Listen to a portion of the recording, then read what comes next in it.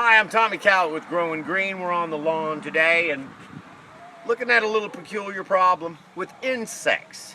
This year in North Carolina we had very little of a winter, if you want to call it that at all. And insects have really taken off, especially one of our #1 problems in North Carolina. It's the bagworm. As you can see, these bagworms are attacking this arborvitae, and these are just the nymph stage of that. It's a caterpillar that lives in this bag, and as you can almost see it moving, but this bag will continue to get larger. This didn't happen overnight. There were bagworms on this last year, and do you see the infestation? They're everywhere. Here's a large one left over. More than likely they gotta pull these things off. If you ever see these little Christmas ornament-like structures, that's made out of the actual foliage of a lot of the conifers. Now, I've seen bagworms grow on other plants as well, not just conifers. They will get other leafy plants as well. But they really love the conifer because they can make this bag out of it, which is almost impossible to destroy. It's weaved by this little moth, or it's actually a little caterpillar that's going to become a moth. And they are actually building their little cocoon here out of the foliage of the plant. Eventually they will completely defoliate the entire plant, and it'll just be brown and have a hard time coming back. Some of them have to just be completely removed or cut down.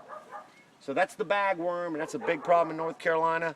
GrowinGreen does treat for that. We have a very effective treatment that's a spray that we'll put on, and it's very safe for animals, pets. If you want to pan down here, Chuck, you can see these Alberta spruce, or another type of conifer.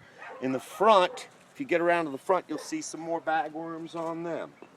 Right here around the front. They're very tiny at this stage. Right in here there's a few, and they're starting to take over. If you pan out a little bit, Chuck, and check out what they're doing to this plant, you'll see the bronzing or the browning out. They're killing it.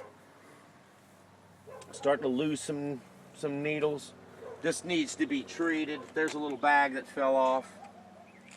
You can almost see it moving sometimes, a little caterpillar in there. They typically come out at night and do most of the damage, do most of the feeding, because as you can see, they like it in that little bag. There's the little bagworm from last year. It looks like this. I pulled this off of the Alberta spruce, but most of it came from the arborvitae, which was living right next door.